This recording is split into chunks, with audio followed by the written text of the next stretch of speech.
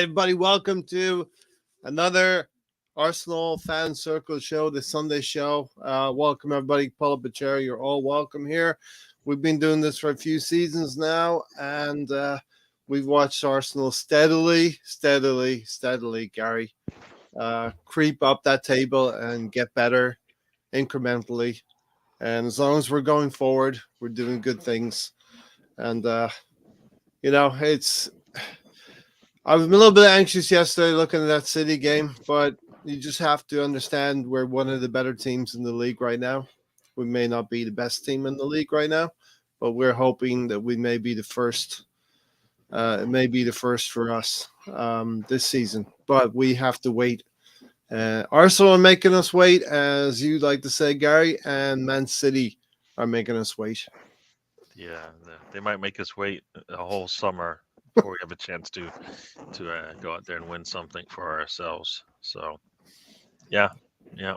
Hello there, Riddy joins us. Welcome to the show, everyone. Ray, thanks for having me on. Yep, Yeah, not a problem. no, yeah, no. It's not. It's in our hands. It's out of our hands. We can make this easy for City, or City can make it. Could give us an opening. Yeah. Yep. And even if they draw, Yeah. we still have to do certain. Even if we win out, even if they draw and we win out, we still could lose the league. Yeah. I mean, they're doing the things that we're not doing. They went out. They scored 5 goals yesterday. The last 2 matches we played, easily we should have had anywhere from 2 to 4 goals in the first half of those games. We weren't able to do that, and keeps the games close, keeps the margin in terms of goal difference in a area that City, like, they could, the way that team played. I was gonna say the S word, but the way that team played today, if that's City,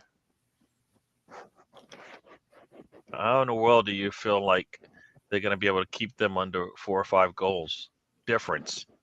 Yeah. Yeah. Not even goals scored, but difference. Yeah. Yeah. Moss joins us as well. That team against Liverpool, Moss has joined us as well. Thanks for being here.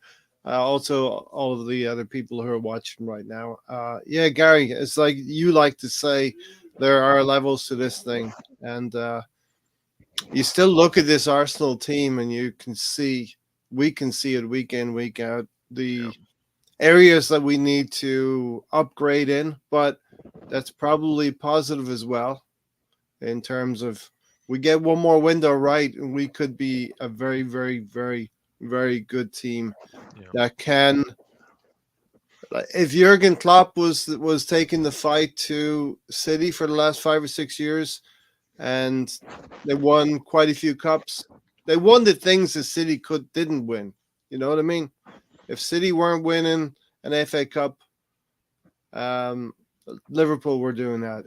1 season in Jurgen Klopp's tenure at Liverpool, City did not win the league, and Liverpool went ahead and did that. 3 trips to Champions League final, winning 1 time and losing twice. So that kind of a trip would not be bad under Arteta in the next 4 or 5 years. But we need to upgrade in the positions we know that we need to upgrade in. It doesn't take rocket science to look at our games and say we're deficient in certain areas. We've dropped points in certain areas this season because of the players that we've had to field at certain times. And fullback is one of those positions, Gary, that has put us under some strain because of a season-long ending injury to Timber. True. Yes, and no. Yes and no, because I think, once again, it's all right. Well, you know what? We maybe we win 3-2 as opposed to lose 2-0. You know what I mean? Right. Maybe yeah. Our scoring should be better. Like we might score all these goals, right? And people say it was good. We had a really good, we're topping some of the scoring that Arsenal's done in the past. Yep. But for me, the opportunities missed, chances not completed, clinicalness lacking. Yeah. That's a lot of goals that we have left, Yeah. and Yeah. we're seeing it in the last 2 games, Yeah. right? We're like we've said multiple times. It'd be nice to go into halftime with a lead, and maybe we can make some changes. We're not doing that, and that's so. As much as our defense in certain areas on the pitch could be improved, our offense definitely on the other side. I mean, what the goals that we missed from Martinelli been made up by Havertz and Trossard. Rice, but Mhm. now Trossard provided like 11, 10 assists Yeah. last year. Yeah. So yes, goal maybe not goals, but goal contributions. He's been there. He's Yeah. done. He's done. He hasn't even got to play as much as what he should probably, but you know, the scoring also is to blame for some of this. For what we don't get this year. So I think we are in a position where, yeah, maybe that left back is key, but I think also we need to be, maybe we need a little bit more clinicalness coming Up up front. from the attacking side of the game, Yeah. right? Yeah. So I was thinking about this, Gary, and we're going to get into the game as well. We'll talk about the game. We'll talk about what's going on, but I was thinking about this as well. The question has been posed recently due to Kai Havertz's prolific scoring when he's playing up front.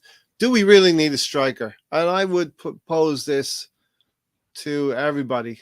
If we're going to be fighting on four fronts, yes, we do need a striker. And why can't that striker compete and or use a season to bed in? You get a striker, maybe it's Osimhen from Napoli. You get that big name striker. He may not hit the ground running, and you've got a player in Kai Havertz who is familiar with the way we play. So why does it need to be one or the other? Can't it be both? You know what I mean? And recent news being Gabriel Jesus may be up for sale this summer as well. We're hearing some words about that. So, what do you think about that, Gary? we're not bringing in players that don't have the talent, and they're not gonna be 100% embedded into the Arsenal whatever attack. Yeah. But certain things don't change. They're sitting in front of goal with the ball at their feet. It should Yeah. go in the net. Right. And Yeah. we're gonna create that situation. We've seen it even now, like Havertz, even now, scenarios where he should be scoring, it's not happening, right? Even now. So, and he's been playing in the league, so he knows the league at least. Uh, we want players that are doing it now. So when they come in, all they really have to do is just figure out where, what the Arsenal way is in terms of the way that we play, right? The So I kind of fine-tuning. feel like but there's skill sets that they have that are going to always be with them, right? We put Osman in front of goal. We put Gyökeres in front of goal.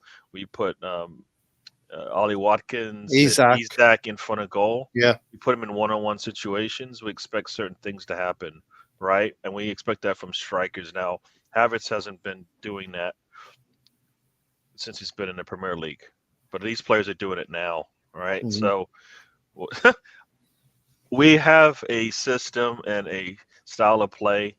You put players in. Yes, maybe they don't do the pressing as well as you want them to, but there's certain parts of the game that when they get in those situations, you expect, and that's why you spend all the money that they will finish. Right? Yep.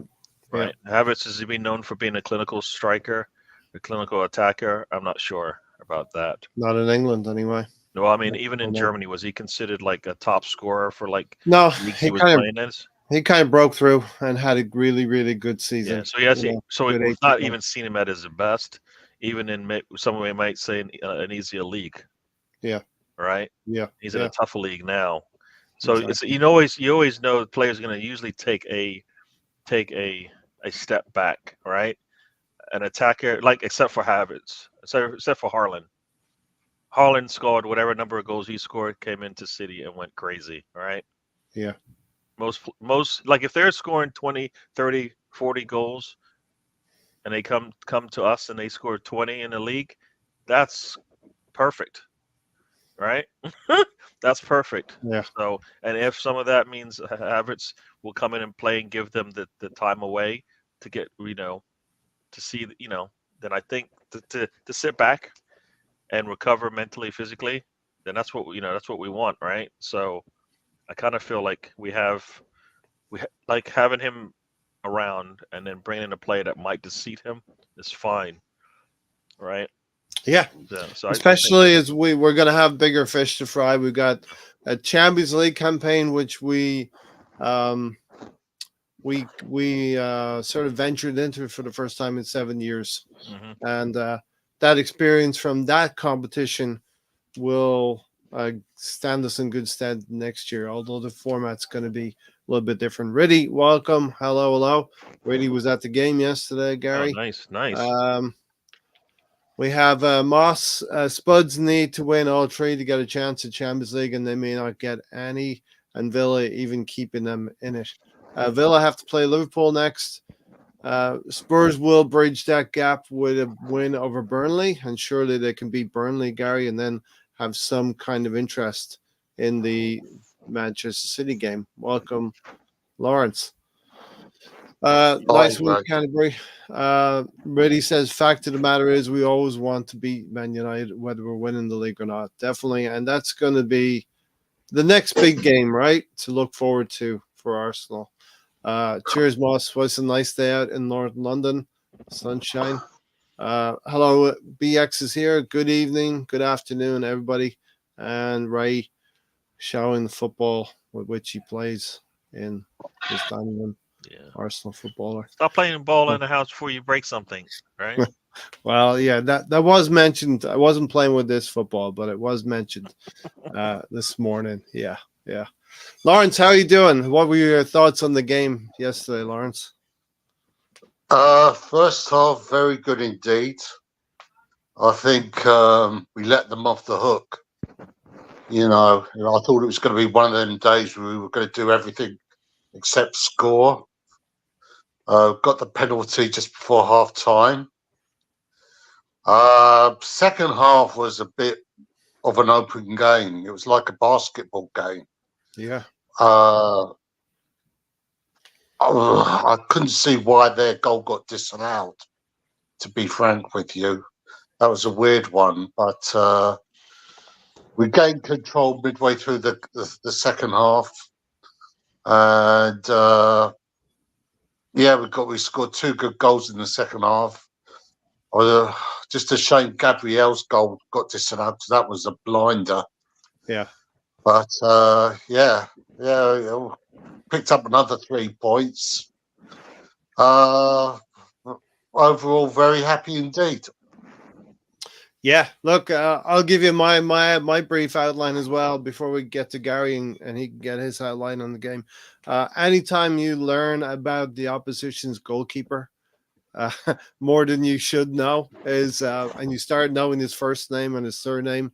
Apparently, he's from the same area of Ireland that I'm from, but he was having a pretty decent game in the first half, saving some things. There was an interesting stat toward the end of the game that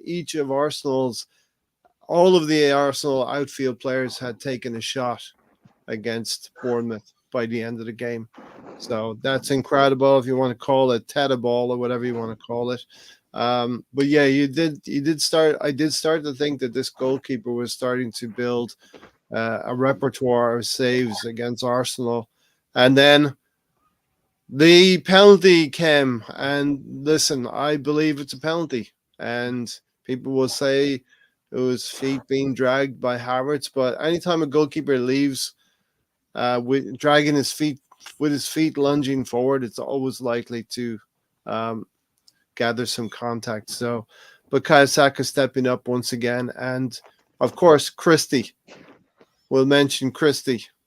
He should have had 2 yellows, let alone one in the 95th minute or whatever when he finally did get one. There's always seems to be a player on the opposition side who go through the whole game, and you wonder how they get away with all of these things. I thought we were getting tired, and around the 60th minute, there was a couple of tired yellow cards from Partey and Havertz. I'm not sure if Havertz is going to miss the Monday game. I think I heard something about that because he's picked up another yellow card. But we scored the second goal in good time then, just when we needed to score that second goal. And then a lung bursting goal from Declan Rice at the end, which I was thankful for that later on, Gary, with the goal difference scenario in relation to Man City later on against Wolverhampton Wanderers.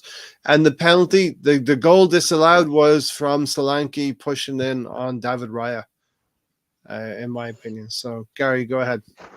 Yeah, on my side it looks like everything's frozen. Hopefully, it looks better on your side. Look but I can good. hear, but I can hear you all and all of that. But on my side, nothing. Yeah, Oh, no, great. both PKs. It's the state of football is right now. All right. Kai Havertz dragging his feet, getting a call. We've seen that consistently. Right. Either the goalkeeper is late, early, whatever you want to call it, and puts himself in a situation where a player who does drag his feet, you know, he gets in that situation. The referee has to make a decision, and we got the benefit of the doubt, and more than likely, we're always going to get the benefit of the doubt that way. I think, the foul on Raya. I think some people will be, why did he just punch it? And then you see the nudge by the attacker, right? That throws it off. So instead of him catching it, which is what most people think he should have done, he's punching it. And why he has to do that? Because that's the only way he can get to the ball. So I think in both situations, we're taking advantage. Not advantage. This is the way football is right now. So either football changes and it doesn't; those things don't happen, or we kind of we work within the rules, right? The rules are, and this is how the game is being called. You take advantage of it. We ask our players to do that all the time. But if Arsenal player goes down, maybe we get the call. When we do that, then guess what? Oh, it's not really a penalty. Even our own fans hate when we take advantage of a system that is broken, right? We take advantage of it, and now why are we doing that? So I kind of feel like you damn if you do, damn if you don't. Complain that we didn't get the PK because we didn't go down. Complaining about the PK that we did get, where we went down within the structure of this game. So, Yeah. but like I said, I think both PKs, the way they kind of were called, not PKs, but the fouls in the box were called, I think, went in our favor, and I think we've seen that all the time. It's not like we got one over. It's just the way the game is called. I mean, we've been seeing all along goalkeepers going out hitting players and getting called for it now. Now it happens the other way around, and we're like, it wasn't that much. But guess what? A player in the air getting touched slightly is going to throw them off. We see it all the time. We know that's true. So I kind of feel like we did. I don't think we stole anything, got anything for free. I think it's just the way the game is, and we got to be. They have to be consistent. If they're consistent, all of this goes away. Then more than likely it's going to happen or not. But it's not consistent, so that's why people go back and forth on this thing. Yeah, I look if the team that comes second in this scenario in this league title race, their fans are going to be looking back at games and where the points were lost. And as Gary said, some days you'll have the decisions going your way, such as yesterday, and some days you won't have decisions going your way. The one that springs to mind for me is up at Newcastle when we lost that game up at Newcastle. Matt, the Southern Gunners in the house, they expect a tough match next week, regardless of the form of United. 3 points, nothing less is needed. And we have to win out now, Matt and Gary and Lawrence. We have to win out. That Manchester United team, Liverpool, I'll go back to that Liverpool 2-2. They were in control and they let a lapse. They lapsed in a certain way. And Man United came back into the game there and allowed them back into it. So we're setting our 9 points and hoping that will be enough against this Manchester City team. And as Gary mentioned earlier, we should be venturing into record win totals for the club, getting into 27 and 28 wins for a season. The Invincibles won 26 and drew 12 for 90 points. Canterbury Gunner said Bournemouth are a decent side, well coached by Areola. I would have taken any win and a clean sheet. And we thought that Wolves, I personally thought, Gary, that the Wolves game would be tougher for City than Arsenal's game for Bournemouth. Or is it much of a muchness? You know what I I mean? think it's the end of the season. We're gonna, so far the cream is rising to the top.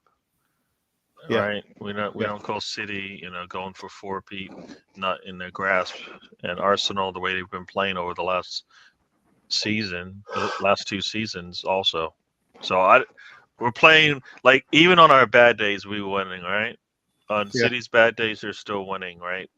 Coming at the end of the season, and 2024. that's a sign of a good squad, right? A good team. So Yeah. I think we but are. Ray, Yeah, I think we're doing Yeah. what we can. Yeah. yeah, Ray.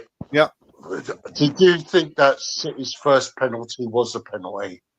Because I've seen that challenge so many times during the No. season. If No. that's a penalty, you're going to get 8 or 9 penalties in a game. I don't think That was- either. I don't think either of the two penalties were penalties for me.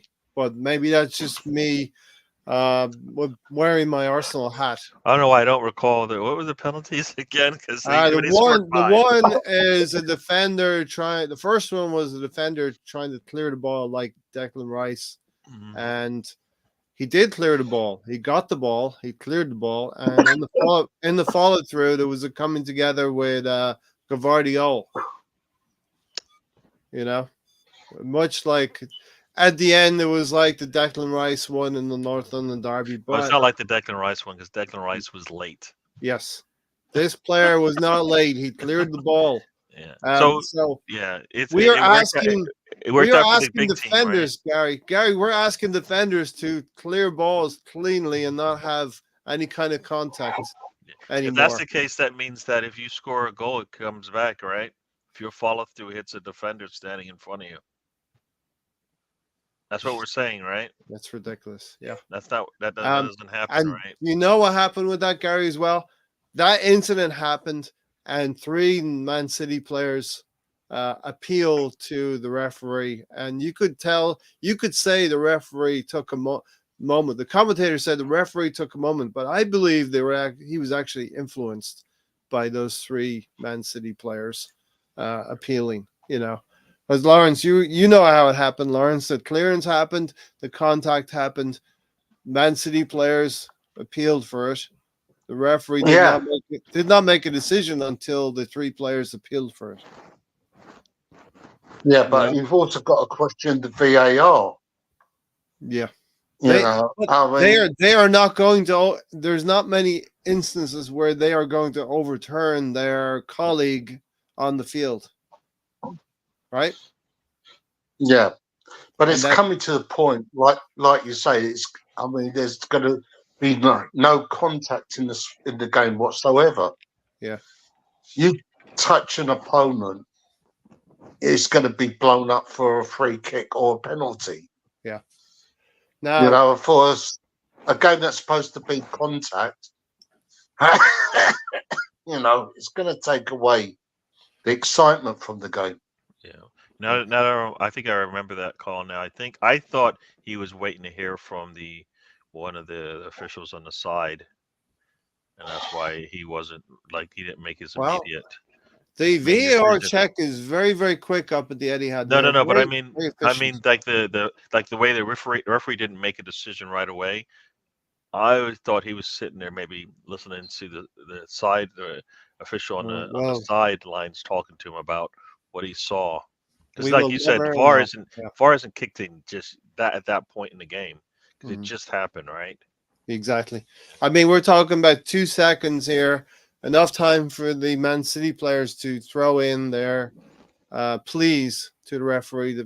You could say, if you're being generous, you could say the referee gave himself some time to think about it, or you could say the referee was influenced by the Man City. Well, what Rudy says here is true. I mean, we saw it yesterday, right? A player goes through, misses the ball, hits Bukayo Saka just under the knee. Mm-hmm. Nobody saw anything. The man's bleeding with like stud marks on his shin. Something similar happens to Phil Foden, and it's a yellow card. Gary. Didn't see it, man. You Didn't know? see it. But Bukayo Saka does not get that protection as well.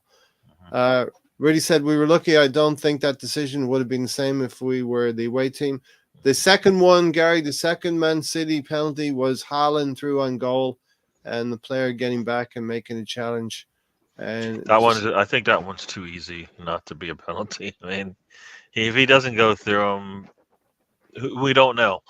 Yeah. But he didn't give let the goalkeeper get a chance to make a save or let Haaland make a miss. I mean, that one seemed easy to me, like as an easy PK decision there.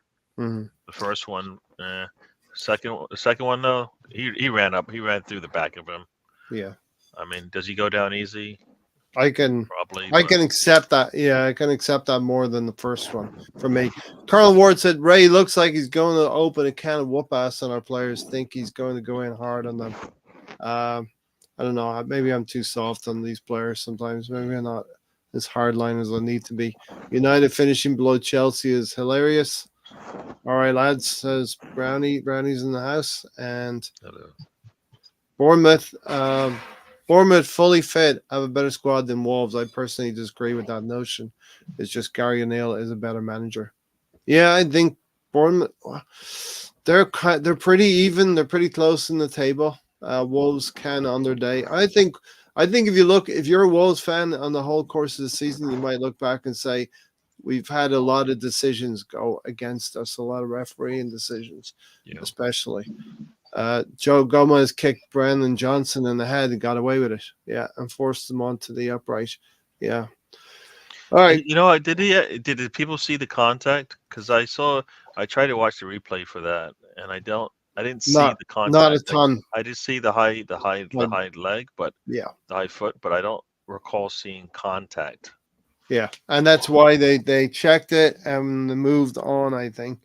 But Gary, here we are. Game 36, we beat Bournemouth in May, and we're playing, I guess we're playing meaningful football in May now. We're going to take this thing, hopefully. If we win out, City has to win in the last game to win the league. So what more can you do? We need we need to be sitting here on Sunday, 2 weeks from now, and saying this went to the last day of the season, the last minutes of the season. And anything can happen, albeit you're looking at West Ham today and you're not feeling hopeful. You're looking at Tottenham today, you're not feeling hopeful. Maybe Fulham can do it for us. But it's a horrible position to be in when it's not in your own control. You know? But that's where that's why that goalless draw up at the Etihad is going to cost us the league title. I'm sorry, Gary. I know you're going to chime in about, the drop points in other games, but for that game at the Etihad is the one that cost us the title, in my opinion. We are all going to look at Villa at home didn't cost us it. If we're at home, we win, right? You put a lot of weight on that City match because it's a 6-pointer. But Villa at home, Villa at home, you're at home. It doesn't matter who you're playing. If you were playing City at home, you would expect to win, right? If you're competing for a championship, right? Villa at home, late in the season to close it out, you think is not a bigger game than the City one where you drew on the road? They're both very important. They both drop points, which are both significant, right? But the Villa game, I think, is more in our control than that. You're talking about taking one of the top teams in the last 8 years, probably all time, versus a Villa team at home. Well, don't you think it's ironic that at the end of this season, we've taken 4 points off Man City and Liverpool? Yeah, and the game that really you should so if you do that and you don't score at home against Villa late in the season, that's called you bottled that game, right? Yeah. Based on what you just said, if any team takes 4 points off the top 3 teams in the league, you're happy. Yeah. Yeah, you gotta get at least one win over Villa, right? We didn't get one Lawrence, win over Villa this year. Lawrence is coming around to your way of thinking as well, Gary. I agree with you. And Lawrence, listen, there's lots of This game places. was lost in the first half of the season. The You- team drops 4 points in the second half of the season. That you can't say that's that they had it. They bottled it. Yeah. They dropped the ball. I'm looking at it here, First half of Gary. the season is where we lost it. It just so happens that we had opportunity late in the second half of the season to make up for it, and we needed to be perfect. Perfect. And look, I'm looking at it as well. The first 6 games in our league season. Game 3 at home to Fulham, 2-2. Game 6 at home to Tottenham, 2-2. Those are vital points as well. Home points dropped at home in draws. Well, like I said, when I hear the manager and captain of the team say that they're going to go for it at Manchester City, and the fact of the matter is their plan is to park the bus. Well, Lawrence, I listen. We did defend a lot, but I think that the terminology of "go for it" doesn't mean, and it can't really mean that the Etihad to be playing like Tottenham either. You go for it in the sense that if you have the chances to take, you take them. We didn't have many chances at City, and we'll all remember. While Trossard has been brilliant for us this season, we will all remember that opportunity for Trossard in the 86th minute to center the ball. Not an easy pass to make, but definitely within his skill set to find Martinelli in lots of space in front of Ederson, I think it was at the time, or Ortega. But beside the point, plenty of time if it doesn't go our way, and plenty of times if it does go our way, to talk about where we drop points this season. The other thing that Brownie has put forward is Man City and what they're doing, legally or illegally. You know what I mean? We will let the powers that be implement the 115 charges, and we'll wait and see what happens. Fact remains that Pep Guardiola is pretty good at putting sides out and rotating his players and using what he has at his disposal to get into 90 plus seasons. And that's the next level for Arsenal, is to get to that 90 plus points season. The next level is for Arsenal to upgrade their squad by 2 or 3 more players this coming summer and be competitive in the Cups, League, and Champions League, But getting into the game, Lawrence, we came out really fast yesterday against Bournemouth. Yeah. We played some brilliant football. Like I referenced earlier, seemed to me like this goalkeeper was going to be standing on his hands making saves here. Yeah, as I said, I had a gut feeling it was going to be one of them days where we were going to batter them and the keeper was going to have a blinder. We did miss some easy chances. Declan Rice should have buried that chance he had near the end of the first goal. Yes.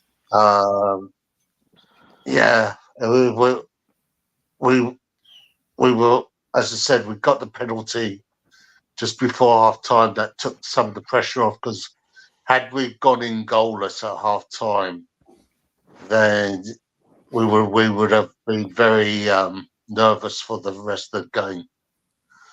Yeah. But as I said, the second goal kind of relaxed us a bit, because Bournemouth had a purple patch. Sorry, I've got a mate who's a big Birmingham City fan, and he's down in the dumps because they got relegated. Bournemouth had a purple patch, and I said it looked like a basketball game because it was just so open end to end. And there was that incident when they had the goal disallowed, and at the time I didn't see what was wrong with it, But yeah, we got away with that. Then Trossard scored the second goal. We took control again. Rice's goal was unbelievable. Yeah.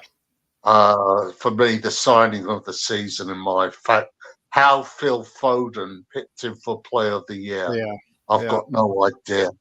Yeah. And as I said, I was just so disappointed with Gabriel when he had that goal chalked off, because that's the first time he scored with his foot. Every other goal he scored for us was with his head.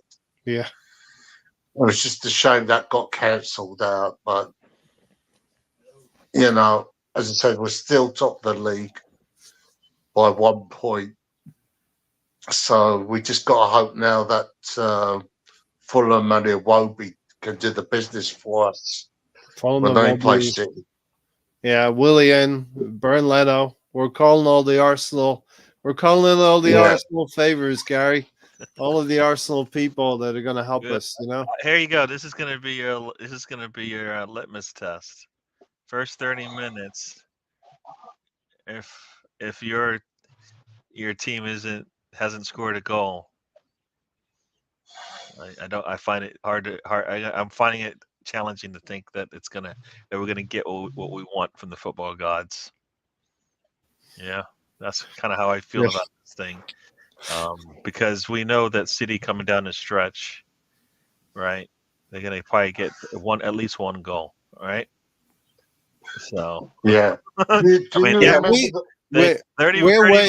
30 minutes to go in a 1-1 draw. I see City winning it. Down 2-1. Do you? Yeah. Do you remember the movie Fever Pitch, the British version with Colin Firth? Yeah. And there's that scene where where him and his girlfriend are in his flat, and it's just after the Hillsborough tragedy. Yeah. And he goes into this script, this monologue about how he's waited 18 years to wait for Arsenal to win the title. Yeah. And they fucking blown it, the last game of the season. Yeah. Against Derby, right? Yeah. And she's thinking he's more disappointed that he's lost the promotion for the teacher's position at the school. And he says to her, I can't remember it word for word, but it was to the effect was 18 fucking years, excuse my language, 18 fucking years I've waited for us to win the league. Yeah. And now we've blown it the last game of the season. Have you ever waited 18 years for something in your own life? Well, we've been waiting 20 now, so you know. I mean, something. You know, there's just something similar in the American version of the Fever Pitch as well, where he says something similar to the same effect that, you know what, this is kind of what I've been looking for my entire life, right? Yeah. You know, I've been and basically similar concept discussion there, but yeah, he yeah, no, you're waiting for it, but you know what? Now it's not something we can control. At least, Yeah. And exactly. You know, we have the only thing we can do is put ourselves in a position to take over when someone falls, right? So.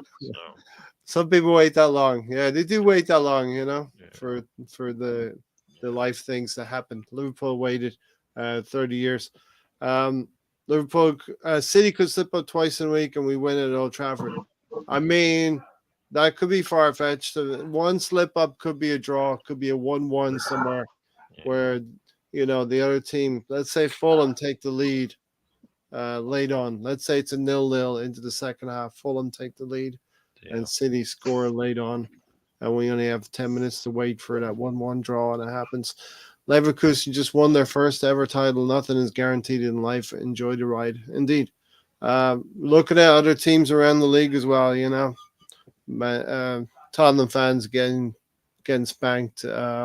West Ham fans getting spanked by Chelsea. But Gary, was a very, very fast start from Arsenal.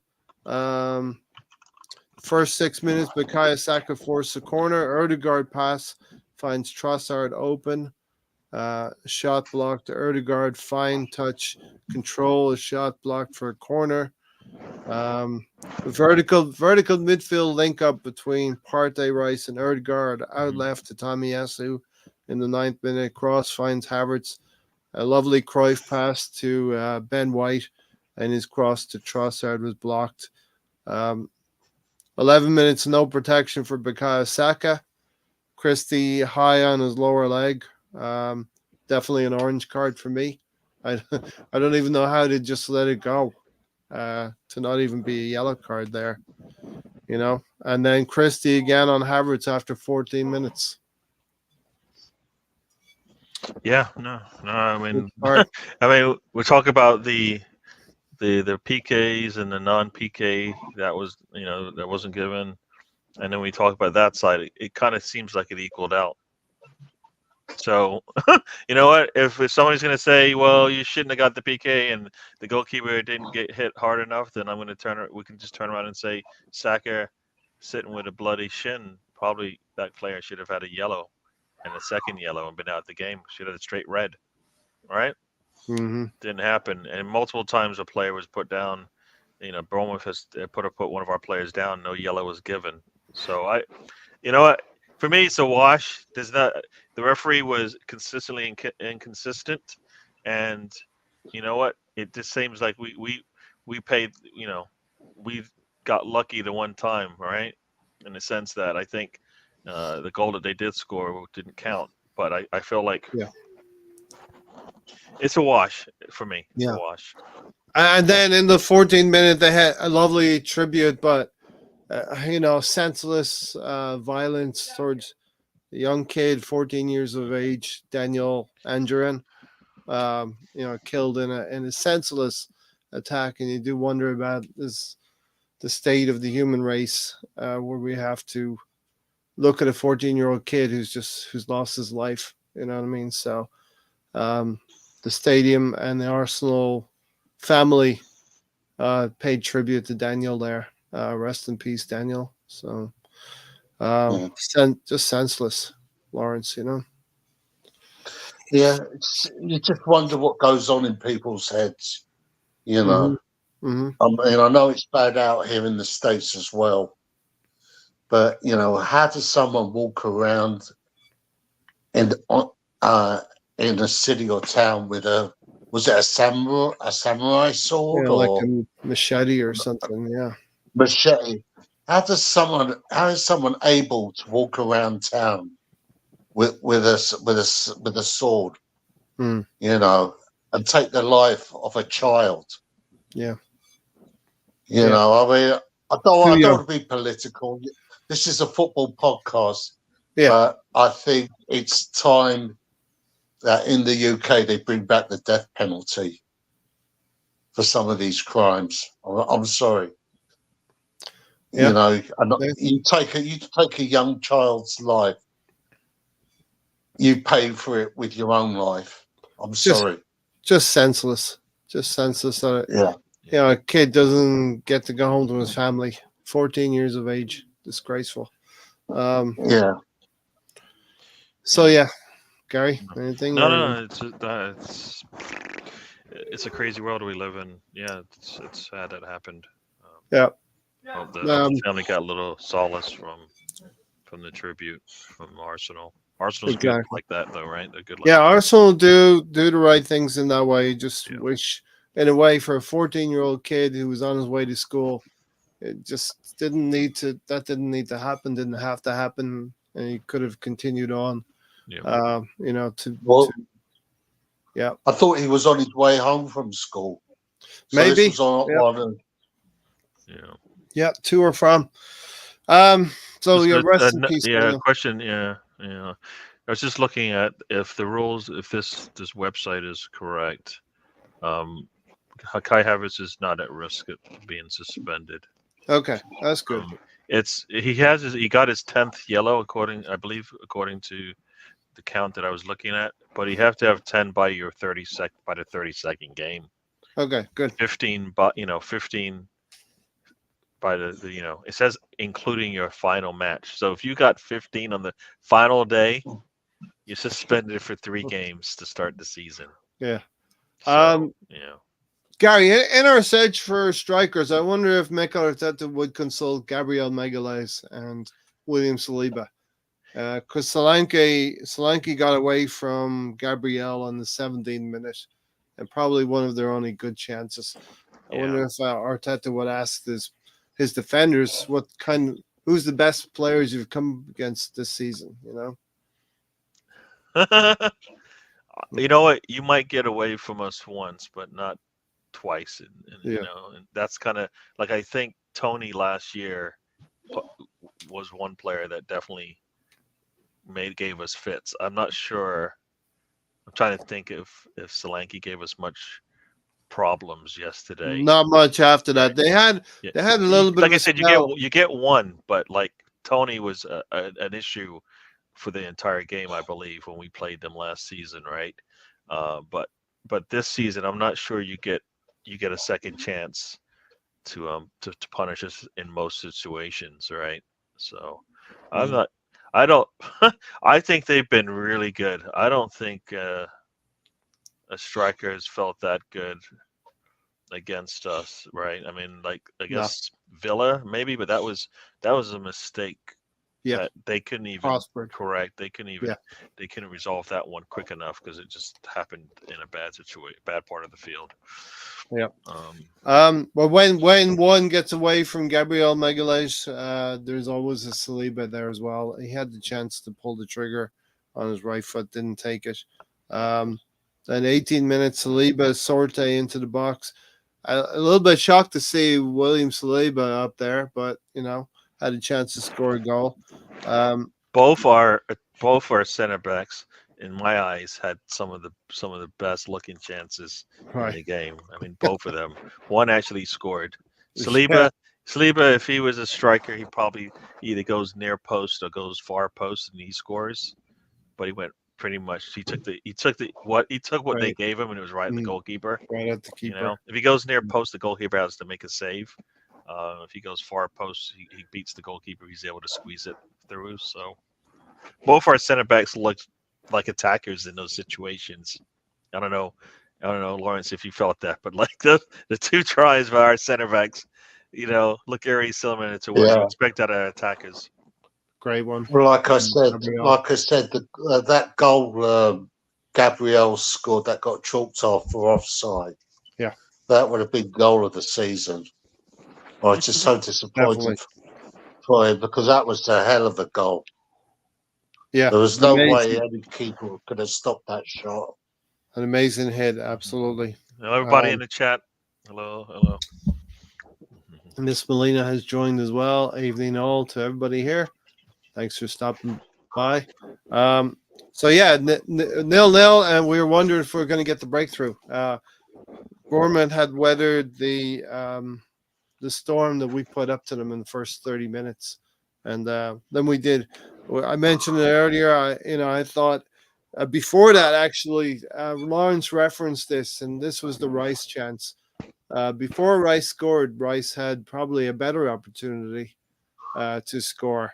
I thought this was a perfect chance, Gary. The ball, a deep cross from Erdegaard, I think, headed down by Havertz, and time seemed to stand still again. It was a little bit like that Manchester United game where Declan Rice was there. He steadied himself, took the shot, but he just screwed it wide of the post. Time stands still, a storming shot wide. So I thought we'd score there, but we wouldn't wait too much longer until we got the goal through the penalty. Oh boy, I gotta say hi to Mr. Tom, because I said hi to Miss Melina and I didn't say hi to Mr. Tom when he joined. So Mr. Tom, I thought we don't have to communicate via voice. I thought we got it here, right? Yeah. So I thought you knew. Yeah. Sorry. The wires got crossed, but welcome to the show, Mr. Tom. Spencer, also before I get the same from you, welcome to the show. Well, you just got to go right down the line then, isn't it? Hawkwind's here. Hawkman, welcome to the show. I think I said hi to everybody else. PX in the house from the Boogie Down. Yes. Everybody, welcome to the show. And you know How, what? Just go ahead. how does Mr. Tom feel about Ipswich pipping Leeds for promotion? Oh, so you know what? There. Oh, wow. Wow. Matt's in the house. I want to say hi to everybody. Wow, Brownie. Wow, you are. Lawrence. Wow, that's. You know what? Lawrence. I'm gonna go. You're mean. That's mean. Do you know what's even worse, Lawrence? You should probably mention the team that they're probably likely going to face in the playoff final again. You know, you should mention the team. Yeah. And furthermore, they played each other in the league. And furthermore, Leeds didn't win. But Tom, the more important one is the final now, the playoff final. Tom. Ray, you should get him a Ed Sheeran album to cheer him up. Apparently, he's an Ipswich fan, right? Yeah. Hey, I didn't. You didn't get trolled by me. All right, not me. So I'm not part of that. Hey, Tom. That crew. Tom, all I would say, Tom, is that Arsenal would love to be in a playoff against Liverpool, Tottenham, and Aston Villa to win the league. You know, you still have a playoff system to go through, and you could still get into the holy grail of the Premier League. Yeah, Tom, there is time to turn around. But you'll probably meet Southampton in the final of it. You know. So yeah, the penalty. Anyone want to speak to the penalty? I felt like Bukayo Saka had a little bit of pressure on him to score, obviously, because we cannot slip up. And once again, he answered the call. I think it's 16 goals now for a season. Bukayo Saka, and he's only a couple behind Salah. I'm not making that comparison. I've been down that road before with Gary. But he's doing well. He's our talisman this season, Gary, with Bukayo Saka. Yeah, I mean, he's been put in that position to take the PKs, and he's been finishing. You know, I think missing, you know, not getting it done in the Euros. Everybody thought that would be take a step back, but I think he's taken that and, you know, used that negative and all that went with it, and has made it into a positive for himself. So. Yeah, that's what you. Yeah, that I mean, you know, people say this is, you know, sometimes you got to use those bad days to get better. He has done that, right? I think he's. Matured. I think Arteta has been letting him down a little bit because he plays him too much. But in reality, I think he wants to be out there. But I think sometimes you have to save a player from himself. But he goes out there, he does his job. You know, we see it every so often. There'll be a glimpse of that's the Saka I want to see for 90 minutes, but sometimes we don't see it, right? This player running down and putting pressure on a defender where they have to put a foot to shin to bring him down. So I know, I think he did good on that one. He's been good with the penalties. You know, I think the key for him is put your foot through the thing. When he tries to finesse it, you know, nah. I mean, I think that takes a little bit of that's just risky as well. But I think most of the time you put your foot through it, you score. Yeah, well, I mean, I still remember the penalty he missed last season at West Ham. Yeah. That, you know, I mean, I'm not. When I see him take a penalty, there's part of me that gets so nervous. You know, the way he runs up to the ball. I'm thinking he's going to miss it again, you know, and I know you shouldn't think like that. But ever since that miss against West Ham, last season, you know, it just, you know, I just can't get it out of my head. Yeah, look, it's normal. It's okay to feel that way, but I think Bukayo Saka has answered the call more times than not, and has been there when we needed him most. In the pinch, you know what I mean? Going 1-0 at halftime and feeling quite good. Personally, feeling quite good about it because of the goal. Other thing is, Man City fans might have been triggered by the manner of the penalty, but that's okay because I felt they would get something later, and I was right about that. going into the second half, as I mentioned earlier, Gary, I thought we were tiring a little bit. Saka has a great chance from Havertz set up to make it 2-0 very early on, but then Bournemouth, they changed some things, and Areola is a good manager. They changed some things and put us under a little bit of pressure. We took a couple of yellow cards, and then we would get that second goal. But what were your thoughts about early doors in the second half?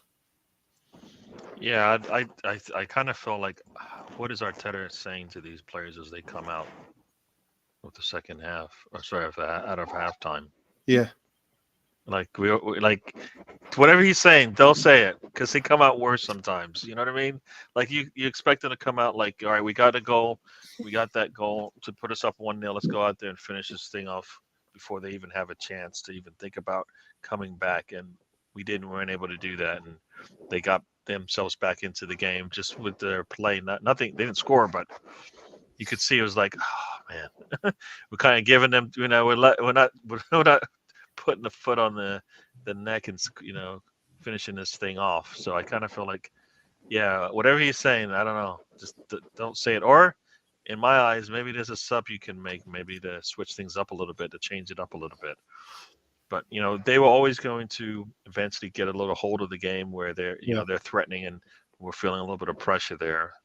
This is the Premier League. Not every team goes 90 minutes where the other team gets nothing and has nothing to show for it either. They are where they are in the table because they can perform well. So we should have expected it. That's why we need to kill those teams off sooner than later, right?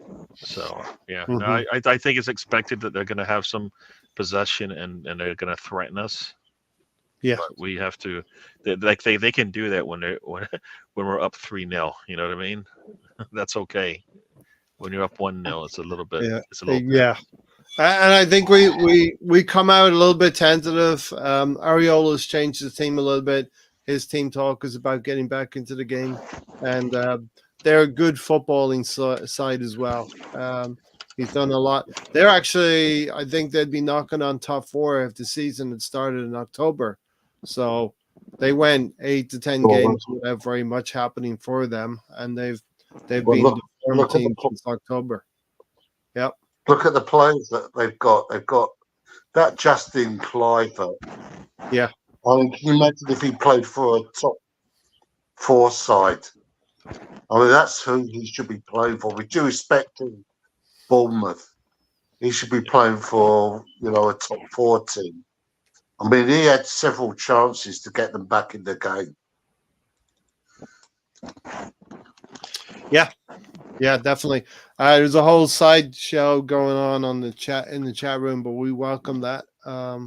Welcome Holly to the show as well, and the assembled. Wonderful, glad to hear you're in such a splendid mood. It seems like from the chatter in the chat box that Tony has some kind of bragging rights going on there or something. Lane Johnson and Travis Kelce, yeah.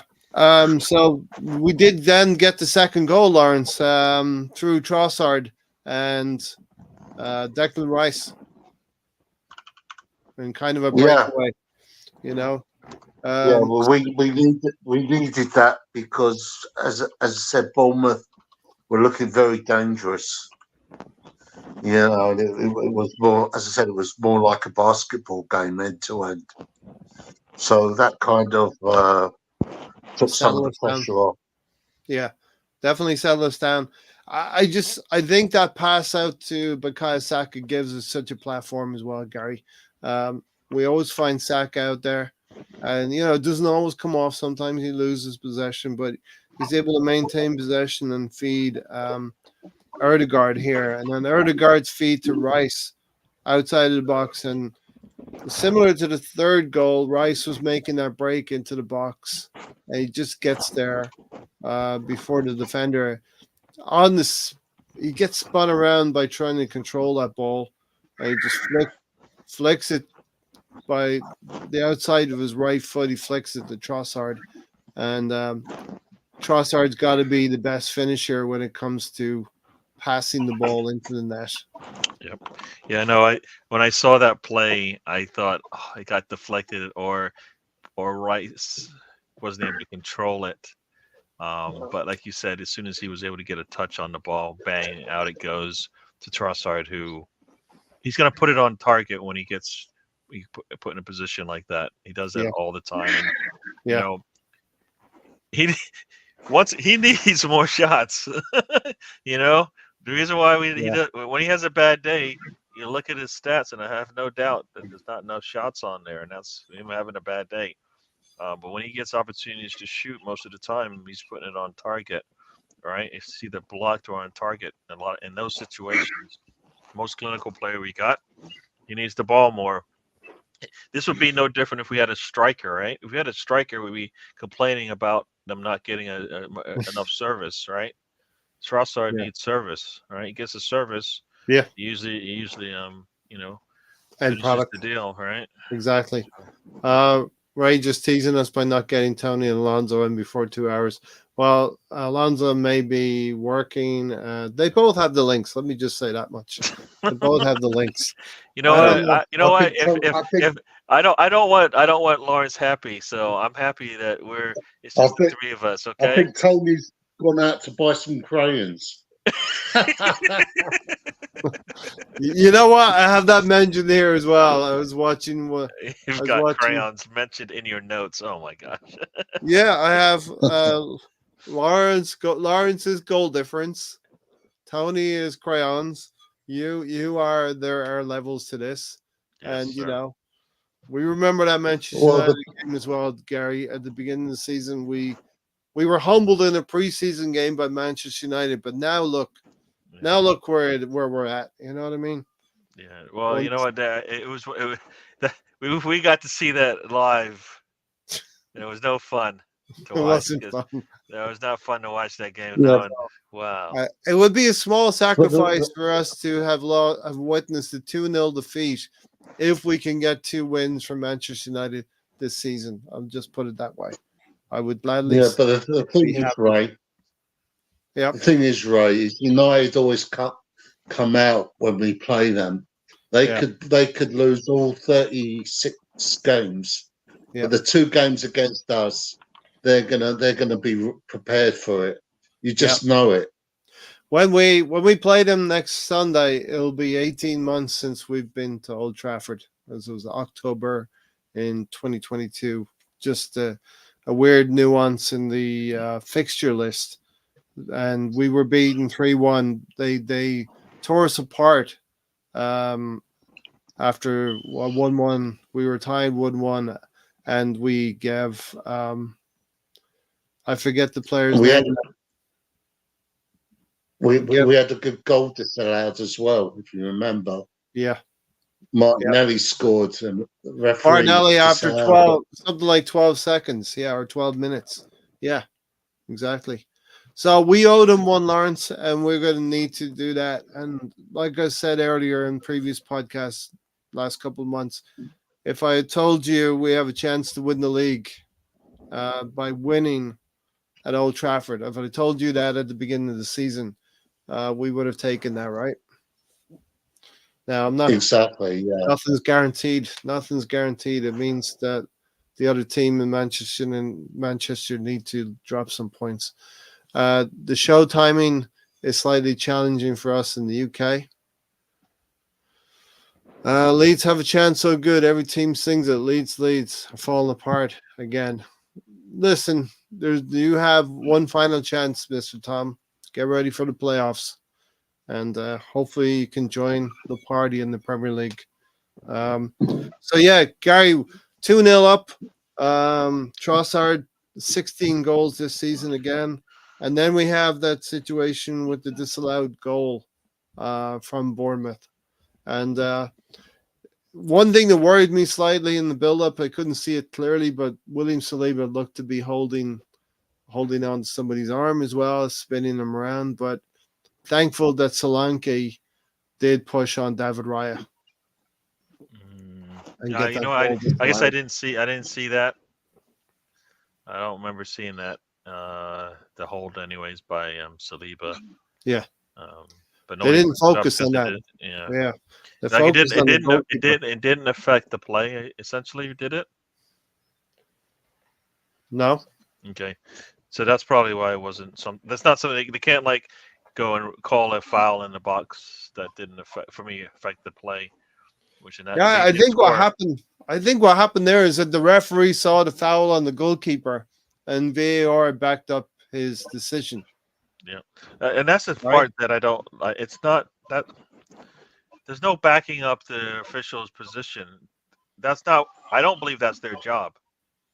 That's what they're doing, though, right? No, I agree with exactly. But you. that's not. I don't believe Yeah, that's the purpose of VAR is. Well, the referee said it happened. Guess what? I think it happened because yeah. when a referee says it happened and you know it didn't, they should be able to look at that and be able to make the right call. So I kind of feel like there's this every time I hear somebody say that, I'm like, but that's not what it's for.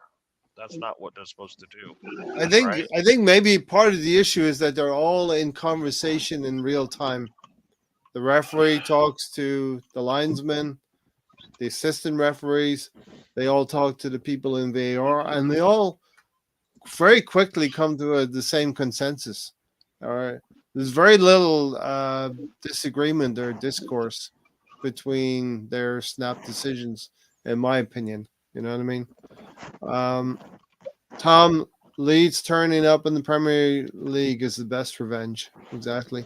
Leicester and Ipswich spent their celebrations singing about Leeds, but we wouldn't have given 10 seconds of thought about them. That's it. Use that as motivation to get back into the Premier League. Tom, we are shouting for Leeds to get back in. We will be behind you in the playoffs. Hopefully you can do it. So then the Partey pass to Saka across the Erdegaard, missed shot wide. Trossard comes off, Martinelli comes on. This is one of the things about this season. Martinelli and Gary, that chance. Okay, he came on, he's a bit cold. He's in the 80th minute, he comes on. 81st minute, he's put through by Erdegaard. But he seems to lose his balance in the box. Yeah, and We I all mean, wanted him to I score, want to right? say this. You know what? He's got to be ready to come in. When he comes into play, he's got to be ready to go. Right? Is that you talking about? You are talking Jesus, right? No, Martinelli. Martinelli. You know what? You got to be ready to that first. I was thinking Jesus, but either way, Still applies, right? applies. Like you come into a game, if your first touch is a shot, you got to score. That's why you come. That's why they bring you in. You don't know when that shot's gonna come. Everything's not gonna. It's not gonna be perfect. You don't get to work your way into a sweat when you come off the bench. You might have to score immediately, and and we like that from some of our. We see that from the Jotas of the world, right? First touch in the game sometimes is the goal, right?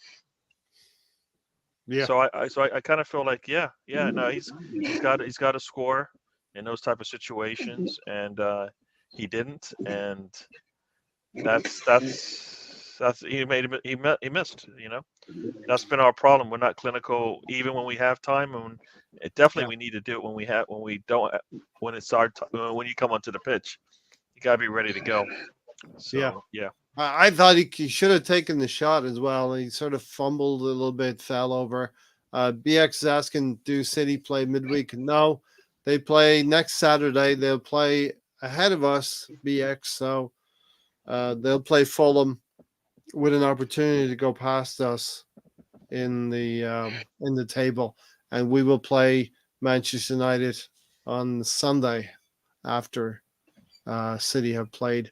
And then they will play Tottenham, I think, on Tuesday before the final games on Sunday. So, yeah, that's what's going to happen. City will have the opportunity to go above us. They play before we do next. Trossard again. Ole, ole, ole. Cheers, Tom. We'll look that up if I get the chance. Kind of break owner.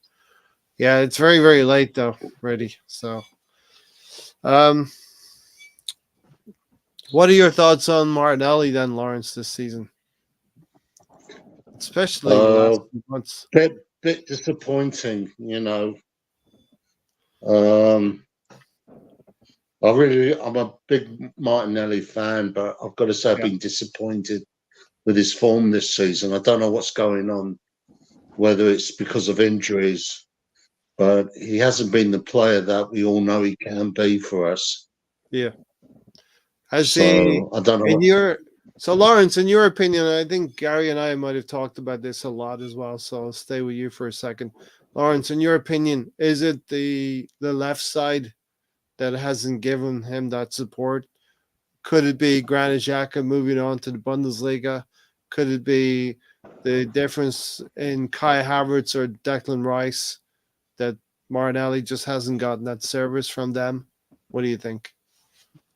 And Spencer said he's just fallen off after leg injury. Yep, go ahead. I just think Arteta should try and play him down the middle instead of sticking him out on the left. Yeah, playing down the middle. Because I remember that goal he scored against Chelsea at Stamford Bridge. Mm-hmm. You know, when he broke away down the middle and ran half the length of the pitch to score that goal.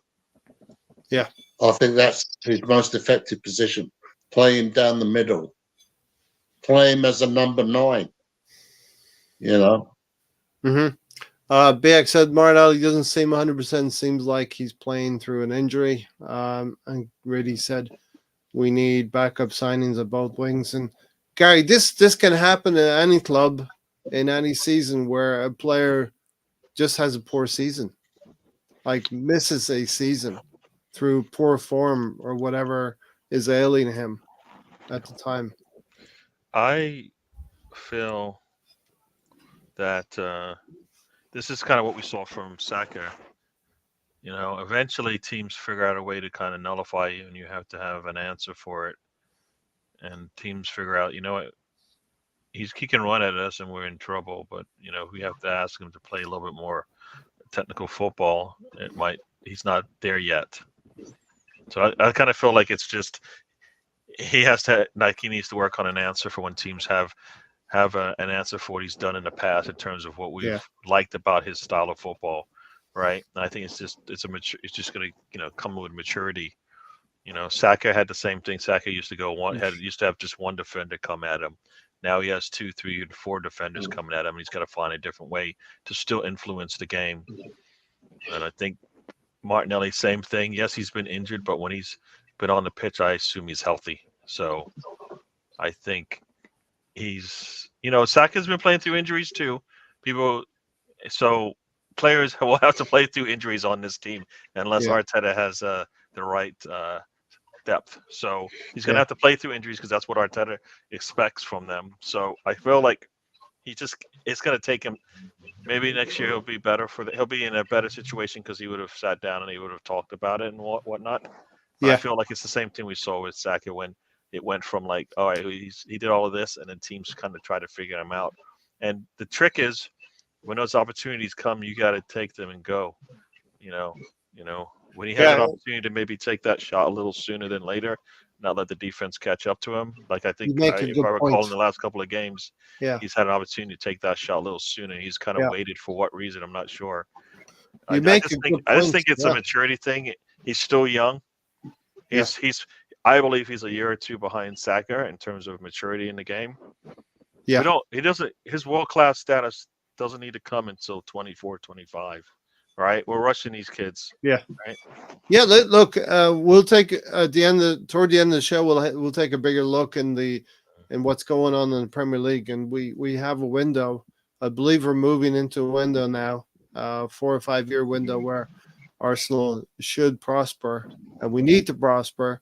The time is now. It may not be this season, but the time is coming. If it's not this season, it has to be next season. Spencer said he's 22. Love Martinelli. His end product is probably the biggest question currently.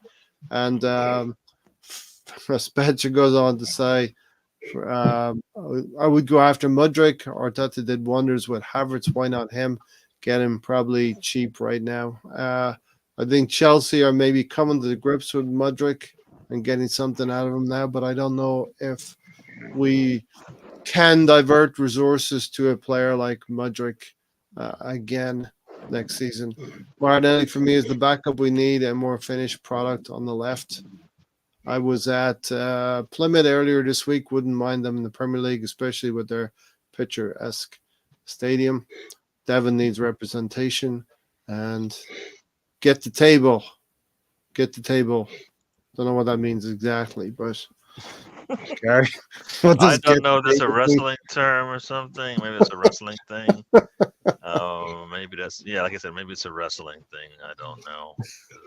Yeah, You saw people going through tables yesterday. the wrestling crossover. So maybe that's what that means. Yeah.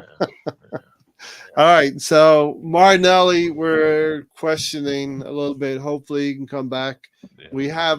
We have had answers for his absence. We've had a player like Trossard who could come in and give us numbers, if not exactly the same thing that Martinelli gives us. So we need more of that going into next season, especially if the likes of Eddie and Keddy is going to move on. But then we had Arteta ball. Yeah, all 10 outfield players attempted a shot today. The one from Gabriel Magalhaes, just so disappointed for him. You could see on his face, Lawrence, the disappointment that Gabriel Magalhaes had on the goal disallowed from, I think, Havertz strain into an offside position on that one. Christie finally gets his yellow card. Just can I say what a joke some of the Premier League referees can be in terms of letting persistent foulers continue throughout the whole game. And then if we're talking about Martinelli losing his way, what about Gabriel Jesus for the assist to Rice for the third goal, Gary? Yeah, no, you know what? He's good for that. Like you said, I think he had a chance to score as well, but then he was able to get the assist. I mean, that's what he can give us, and that's he's So if that's if he good can come and up, bad, right, Gary? it's good and bad, but you know what? He will create a goal scoring opportunity either for himself or for somebody else, right? Basically, Yeah. essentially with his play. So I think that's what he does for us. Is he a starter for us? I don't think so. Right? Well, will they try to sell him? I don't know, but he's done that for us before, right? He did that for us in the Bayern Munich game, came on and contributed to the tying goal for that game. So that's the thing he does give us. He just needs like clinical people around him, Trossard being one of them. I don't know if we have anybody near Trossard in terms of finishing that plays up that top there. So I think we found a role for him. Whether or not he's going to be around to see it through next season, we'll see. I don't think he's a starter for us though. Yeah. So I guess we're all saying we will defer to the club if Arteta and Edu feel he needs to be moved on to generate some cash, then we could do that. But we all maybe agree that he shouldn't really be a starter, but he could be a squad player as well. Gabriel Jesus. Is that where you're at, Gary, with him? Yeah, no, definitely. Maybe not start every game, but could come off the bench and have an impact like we see him doing. Yeah. All right. Lawrence, what are your thoughts on Gabriel Jesus? Should we, if we have the opportunity, should we cash in on him this coming summer? I don't know. I like him a lot. When we signed him, he looked like he was the real deal, but he picked up a lot of injuries. I think that's what has affected his form. He's been playing with a knock. I don't know. I prefer to keep him. I think he's got a lot to offer to the team. Yeah. I don't think he's fully fit. I don't think he's fully fit. Right. And that's the thing.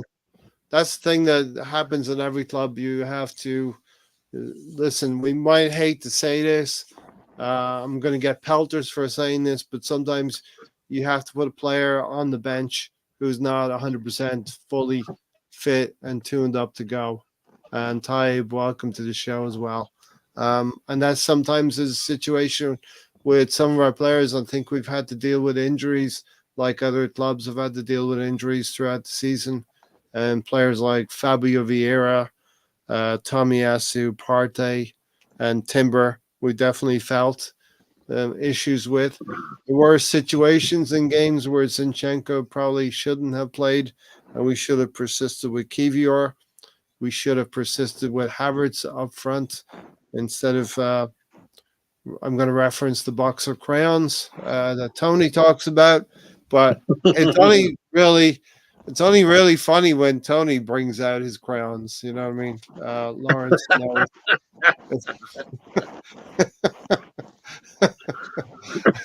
Tony's box of crayons is very much like Arteta's box of crayons. Yeah. You know? I know how much Gary likes. I know how much Gary likes it when he brings out his crayons. I don't like Tony. I don't like Tony. There's a certain amount of he likes to banter, right? He likes to what's the thing you call it lately? You think Tony does that stuff on purpose? This is where you guys, come on. Seriously, ask Mr. Tom. Does he actually? Gary, does Tony sit up at night? Mr. Tom, you can answer this. Does Tony actually sit up at night and go, "Yeah, I think this might be a good one to bring up on the show"? Yeah. Oh, that one too. Oh, yes. I'm gonna reference a movie now, Gary. I'm gonna reference The Usual Suspects and Kaiser Sose. And the greatest thing. Yeah, that's right. He's verbal. We're just gonna have to call him verbal. Ray, being serious now. Yes. I hear that Timber's fully fit again. Yes. Do you see Arteta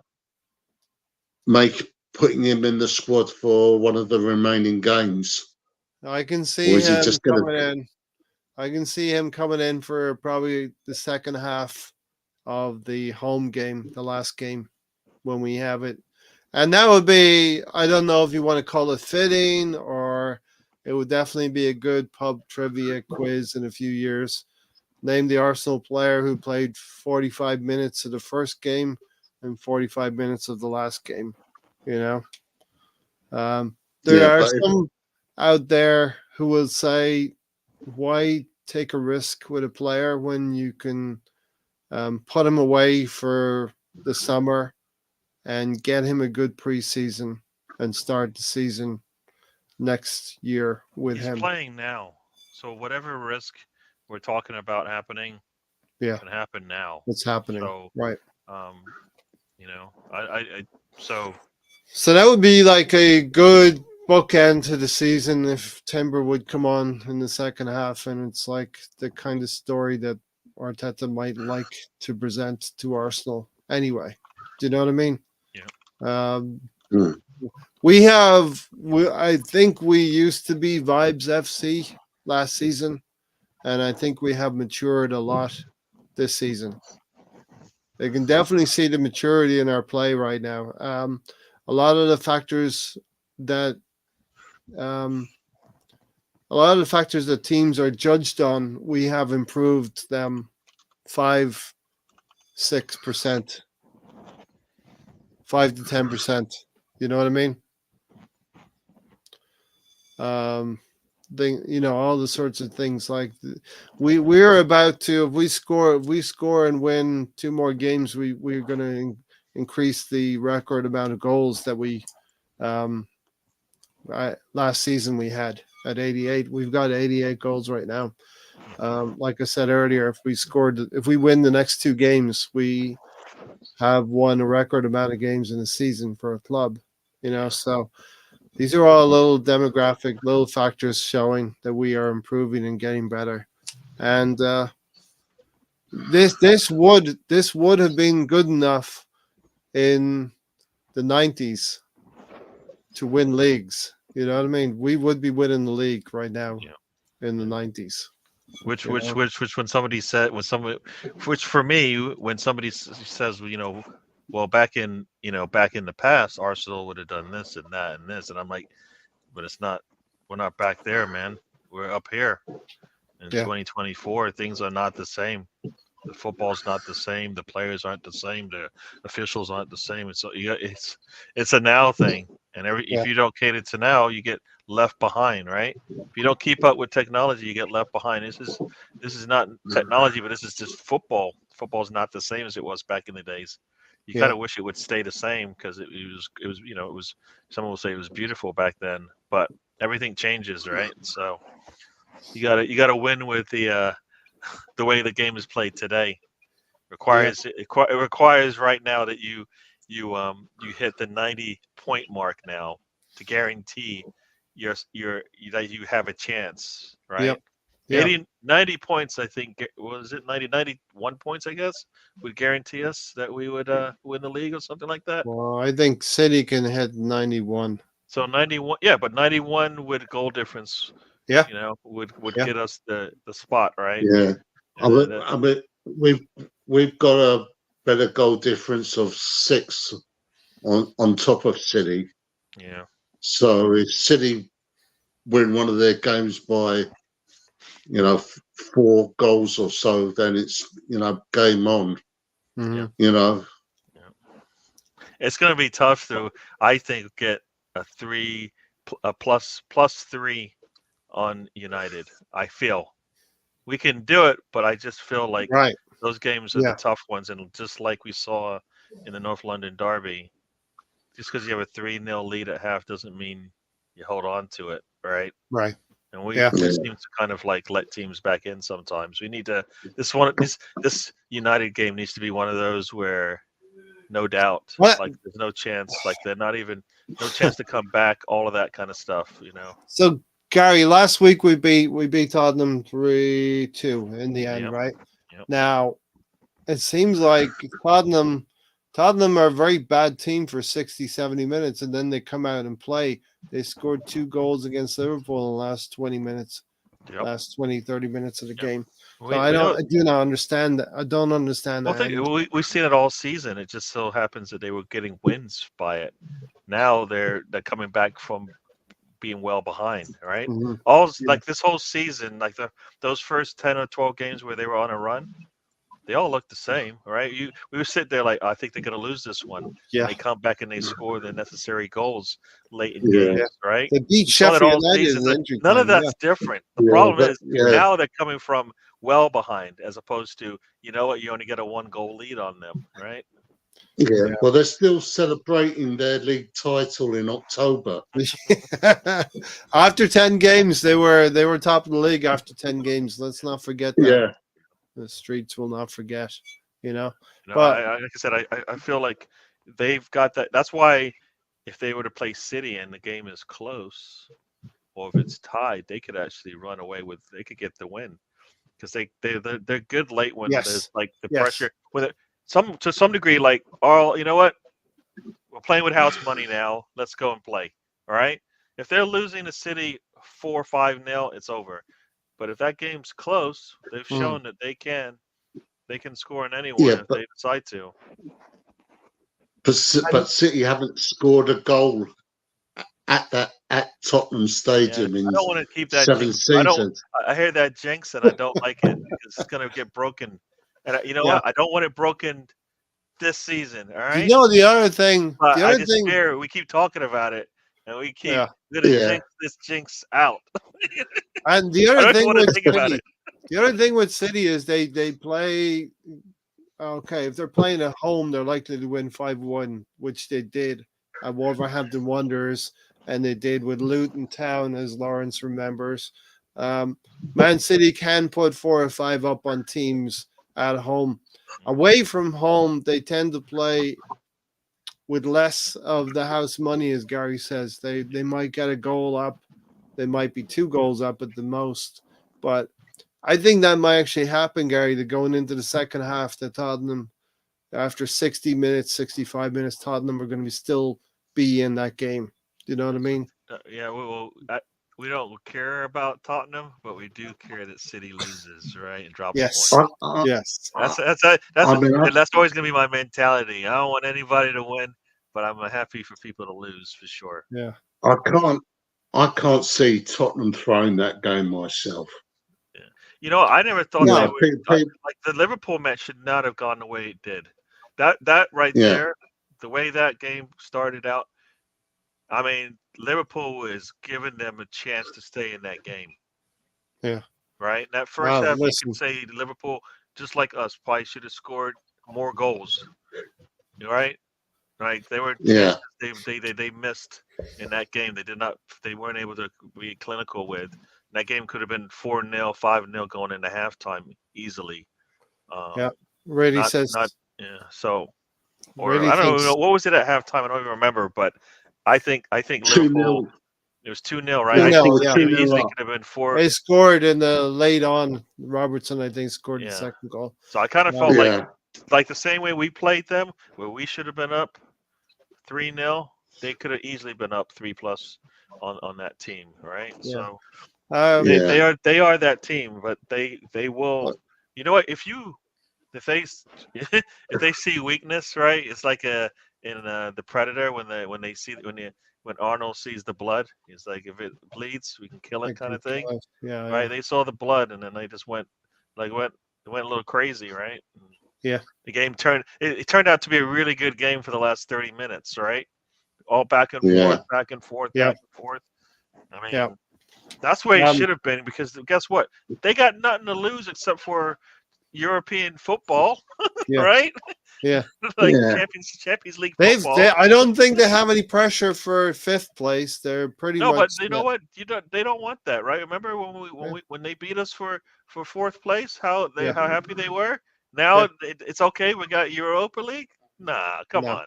No, exactly. I'm with you. Well, I mean, Jamie Redknapp. I watched a video of Jamie Redknapp from yesterday, and he says, if anyone thinks Tottenham's going to throw the game against Man City so that Arsenal can win the league, I mean, come on. In his words were, he said players don't do that. They've got more integrity. Yeah. You know, they want to win games. That's in their mentality. They're not going to say, oh, well, we're going to throw the game because we don't want our arch rivals to win the league. Yeah. Just as Man United aren't going to throw the game against us next Sunday. Yeah. We're looking for the integrity of the professional game. You can't turn that off. Once you do that, that's almost like, you know how it goes, right? A player will say, I'm going to retire. And then sometimes they finish the end of the season with the physio in the training office on the injured reserved, right? Because first, I always like to say, first you say it, then you do it, right? You can't turn that thing off. You got to play all the way through, run through the tape and all that kind of stuff. For me, if you let that into your if you let like that a player in, that so if they were like, basically we looked at their style of football and it just like looked like what we've seen when like in that Chelsea match, right?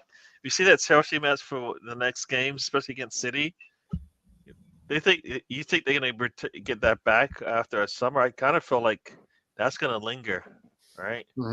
Mentally in the back of their mind, it's like you just basically rolled over to City just because, you know what? Like Arsenal shouldn't even be part of the equation. This has not been a season to remember for them. All right, regardless of injuries and whatnot. I don't think the injuries are the reason why they're in this situation. Right? Who? Tottenham? That team, yeah. Yeah. Like they can't make that as an excuse, right? They've No. got Son has been around. I mean, they've got players. They got Madison. They got Richarlison, who's got some quality. They've got Son, and Reddy says Spurs ain't doing shit for us. But you can't argue the professionalism of the sport, though. They have to. We need to win at Old Trafford. Just play the game. Nothing happens in this scenario without Arsenal gaining 6 points from the last 2 games. Brownie says, Fulham will get something out of the Man City game. Mark my words. Yeah, I have to it'd be believe. nice to go into that Manchester Yeah, United match, get the 3 points, and then by the time we play the next game, it's like, I'll tell you what, huh? Gary. No, There's think about it. Think about if the worst case scenario for City happens, right? yeah. I'm thinking about it now, right? Right? Because You're thinking about a draw with Fulham, and we go to Old Trafford and don't no, do the think about if business. they lose and we win. Yeah, All yeah, right, yeah. all right, all Then right. it's And party then all it time. takes is a A a win win at against Everton. Everton on home, and it doesn't Yeah, matter what they yeah. do. And But And we'll we see and we and we always score 5 goals in the last game of the last season, game. don't we? yeah. Once again, I'm not jinxing that. But this I don't want to jinx it. no, Lawrence. I guarantee you, this last game of the season, whether we're hoping for for City to slip up, or where we have the control of knowing we need to just win, both those games at the Emirates and the Etihad will both be very, very tense affairs as well. You know, um, I don't know. City are just a different animal, Brownie. There's no certainty in what they can do, and Pep seems to be banging that drum for them every game that they cannot afford to lose any points. So, yeah, we need a team in Fulham, a team in Tottenham, and a team in West Ham to believe, to play loose. Because when you play loose, you can play your best stuff probably. West Yeah. Ham will have. You could say they'll have nothing to play for, but then you could also say they'll be able to play because they're relaxed. You know what I mean? Um, Yeah. they And should it could be they should game plan on the nerves of Man City, Lawrence. You know? and it could be David Moyes' last game as West Ham manager.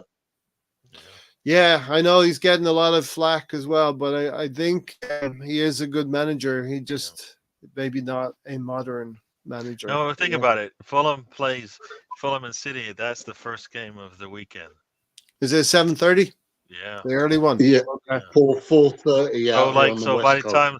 time Lawrence wakes up, he might be giggling to himself. Lawrence is going clubbing on Friday night. Well, you know what? That's why he'll be Yeah, asleep. definitely. He'll be asleep. He'll wake up from the club. He'll still have the glitter and the armband.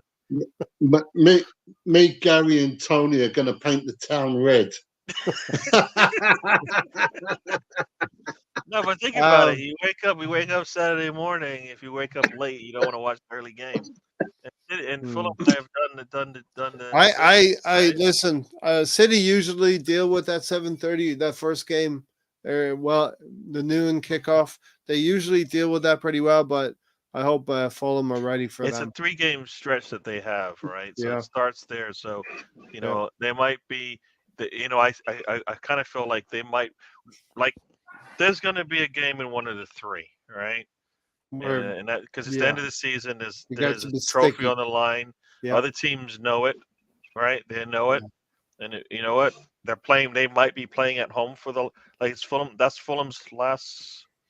Yeah, that's It'll Fulham. be their last home game. Yeah, That's their last game. Last game at home. Generally, they like to put up a good show. Right. for So their last teams are home not going to game. want to go out on a sour note with their fans, right? If they can put up a good showing and leave their fans with something to look forward to for the next season, that would be it. Right? Getting points, a point off of City at the least, right? Yeah.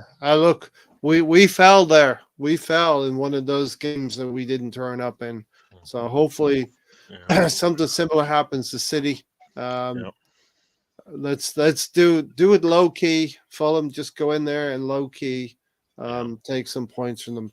Stephen O'Toole is here. It's good Villa lost, and Tottenham is something to play for. Villa will probably lose the next against Liverpool. That's the thing.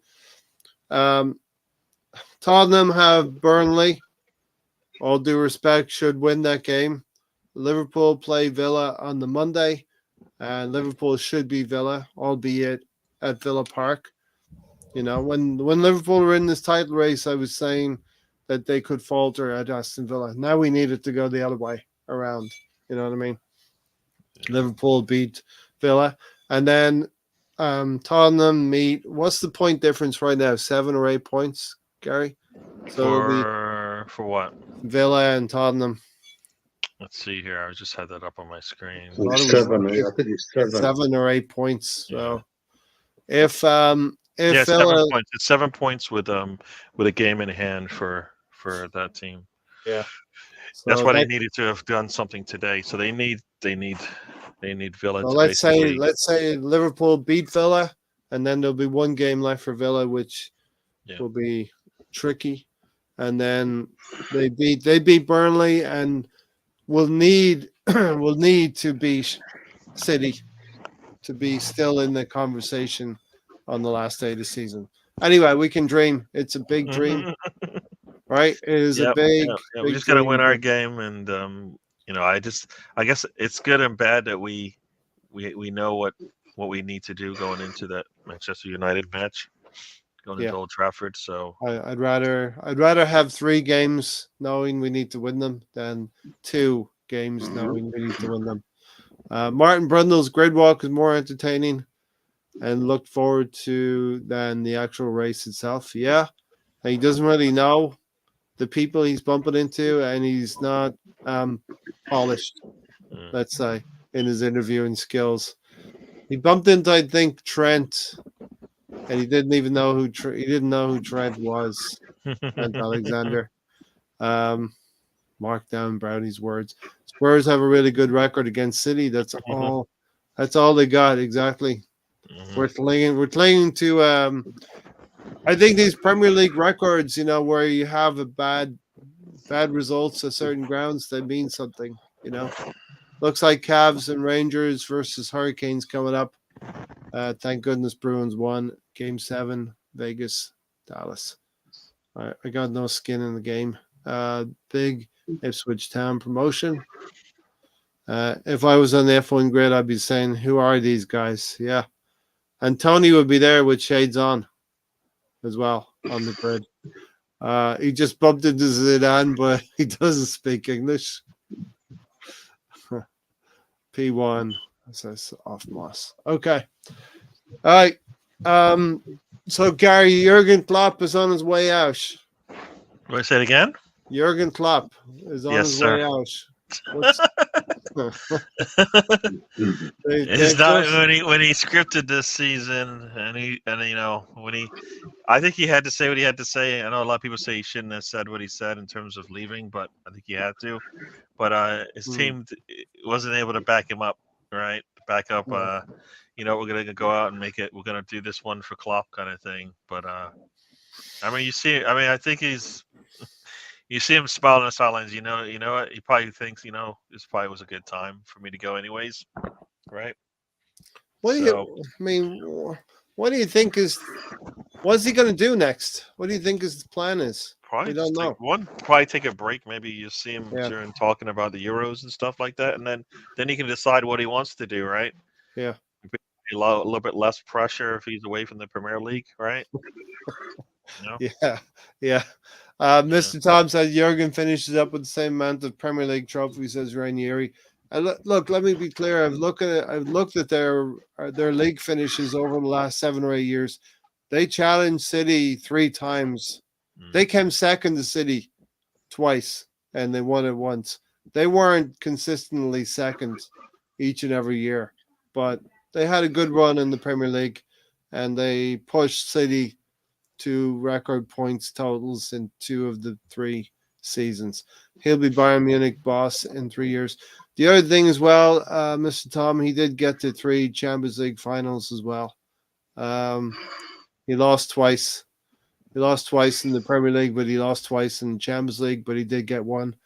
Gary, if not comparing ourselves to Liverpool, but if Arteta has 4 or 5 years and we end up with a similar amount of trophies, I suppose we'd be happy at the end of the day. Oh, definitely, because that would have been the first 10. That would have been the first 10 years of his career, as opposed to like the last 8. Yeah. Right. So I don't know how people, how you cannot look at that and say that would be promising. If you said in your first 10 years of managing in football, that you might have, a trophy in every, you complete the cycle as far as trophies you can win. Yeah. I would think that's pretty good because I think a lot of teams a lot of managers that we consider good haven't done that, right? Don't get a Premier League, don't get an FA Cup, don't get a Yeah, Carabao, don't get a so he has Champions a League. chance to do it. He set himself up to do that. The trophy needs to come next season. We need to play much better in the Champions League in terms of, well, that's not going to be as easy making it out of the group as it was this year, right? So the team depth has to fill that. So he's got a lot, every year he's got to do a little bit better than the next one. And he's got to help himself out with the way they recruit. So it's up to him and Edu. But yeah, if he completes the cycle like Klopp does, with all the trophies that Klopp has in the Premier League in his first 10 years, I think that's a good start. People won't like it because they're expecting to have, multiple Premier Leagues and Champions Leagues and stuff like that, which who's doing that? Only Nobody. one team's doing that, right? Only one team's doing only Jesse Marsh at Anfield. Klopp's true legacy that is 0% at home. Jesse Marsh in the Premier League. There you go. That's the Leeds take on things. Liverpool and Jurgen Klopp. So Lawrence, what would you take on Liverpool? I think they're going to fade into being a top 4 team, but they are who they are. They're probably going to be 6-7 points away from winning the league at this season, at this time. And is Klopp a flop? Says Ross Morgan. I don't think he's a flop within the resources of the club. That he has fought with City as much as he could, in my estimation, and he's been good for Liverpool. So, what are your thoughts, Lawrence? Yeah, I agree with you. Personally, I see him either going to Bayern Munich or maybe becoming the next manager of the German national side, or he may take a job in Saudi Arabia. Yeah, that would be controversial, I guess, a little bit. Not a flop, but not as successful as he will be made out to be. Yeah, there are certain managers that the media will latch onto. The one thing I didn't like really was that, and maybe Arteta will be this way with Pep as well, Klopp and Pep seemed quite friendly in the rivalry. The rivalry seemed like a friendly rivalry. And Lawrence, you'll know what I'm talking about. When it was Arsene Wenger and Gary, when it was Alex Ferguson, they were not friendly. That was not a friendly rivalry, but the Klopp and Pep one is more where they respect each other, and it's not. He'll get spoken about like he's Sir Alex. I don't know how you can do that in the era of Pep. You know what I mean? Like that's almost like saying Wenger would be talked about like Pep. Well, it's a traditional club comparison. Do you know what I mean? It's a. You could also say that about Wenger and Jose Mourinho. Yeah. No, but people will put Klopp ahead of Wenger because he has a Champions League. Yeah. Is it Well, and Wenger I had doubles. Well, there you go. So I think to some degree, at the least, it's equal. But I think Wenger did more, right? Yeah. Right. Yeah. He did more. Wenger had the Invincibles. Yeah, I mean he's done more. There are like Liverpool should have been invincible. Like it's all set up for them to do that. The big break they had to get themselves sorted out. I think, right, coming back from the COVID stoppage or whatever it was. I don't think they had lost. Yeah, against Watford, they lost to Watford. Yeah, and that was after the stoppage, right? Yeah. So I think they had a chance to get themselves back sorted and get their mind right. You think you go through a full season, maybe they lose one, but they had a chance where they could just settle and then bring it, continue a new run. It didn't happen. Yeah. So I don't. it's hard to say. I see Mr. Tommy's just trying to wind us up, but no, He's laughing at his own yeah, comments. You know that, right? yeah. No, he's definitely He's doing that. cracking up right now. No, Klopp had a successful run with Liverpool. It just is the wrong timing.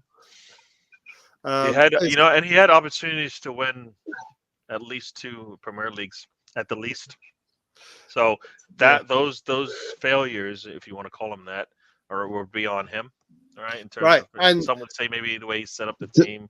Don't let Liverpool fans demean what Arsenal are doing right now, because Klopp failed in a similar fashion that we failed last season. We were not equipped and ready for a title race. This year, I feel like we're more equipped and ready for a title race, and it may not be enough against Man City.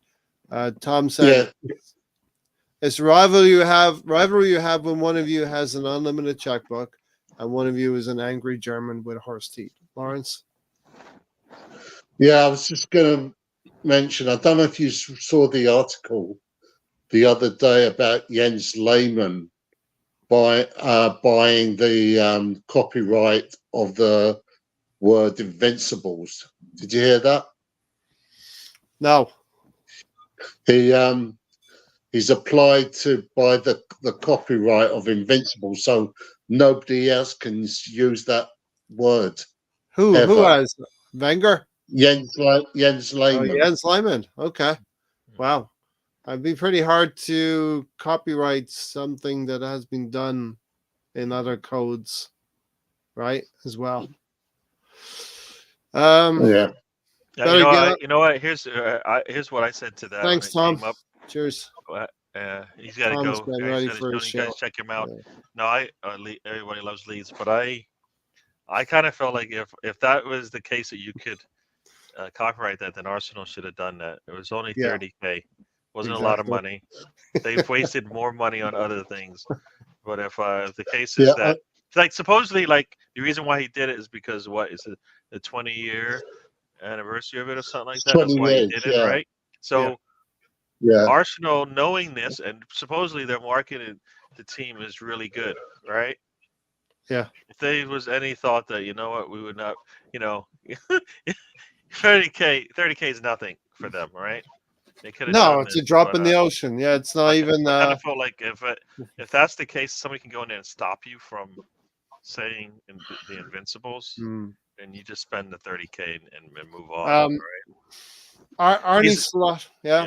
I was gonna say he's also bringing in all of his teammates and Wenger if they want to participate with the company. So I don't think he's just, he's taking if that was somebody who had no connection with Arsenal, what would people say? He's either being bitter or he's going to make money off of it. One of the two. Mm-hmm. So this is a player who, I think Arsenal dropped the ball on that one. So Arnie Slot coming in. He's not going to be the caliber of Jurgen Klopp, and I believe Liverpool will probably be 4th, 5th place team, maybe 3rd. Who knows what's going to happen? Brownie said, in all fairness to Klopp, he would have won 3 more Premier Leagues if City didn't cheat. Also a feeling that Pep will not stick around for much longer. So Arsenal are in a situation where we have a young team that are maturing now and going to be around for 4 or 5 years, I would think, provided we continue to upgrade our squad and get better and feel like we can use our squad to a greater effect in the coming seasons across 4 competitions. I think this 115 FC charges are going to come down the line, and for anybody who does not know, Man City are a well-run team on the pitch with their manager Pep and the resources they have, but there is a huge question mark as to how they obtained those resources, and it's all going to come to light soon, Gary. You hope so. We hope so. I mean, I just not necessarily that I fear, but I just see like them just trying to push this one under the rug, right, and move on. right? That's what I feel is Yeah. going to happen. I just It would I'm be, telling you, it's a joke. Yeah. I'm telling you this, right? yeah. If they're found guilty, and they will be, you can't escape 115 charges. Yeah. This is going to be their excuse to quit the Premier League and sign up for the European Super League. Oh, You I hope what? they. I will welcome them leaving the league. Then the Premier League, you know, in that case. Yes, Lawrence. When you say 115 charges, there's no way they can sideswipe that. And we've seen, Gary, what's happened with Everton, Nottingham Forest, Everton maybe again, getting more fines and deductions coming. You can't not think how are the Premier League going to deal with this if they're going to sweep it under the rug? And I don't discount what you're saying, Gary. It's entirely plausible that that could happen. You know what I mean? Just it'll make a farce of things, in my opinion. Well, Yep. I was watching the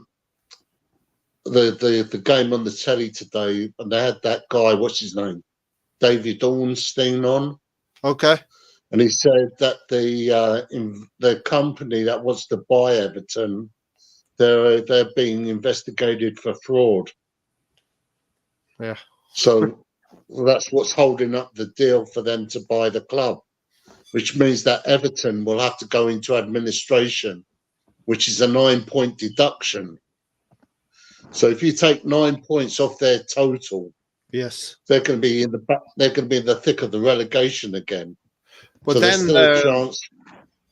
They will allow them to appeal then as well, right, Lawrence? So you do wonder what when they do settle in on a points value after appeals, that it may well keep them in the Premier League as well.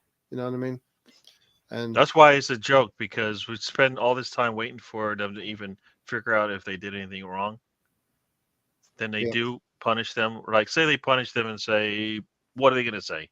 Say 100 points, right? You get deducted 100 points, whatever that means. Yeah. And then they go through. Go down to League One.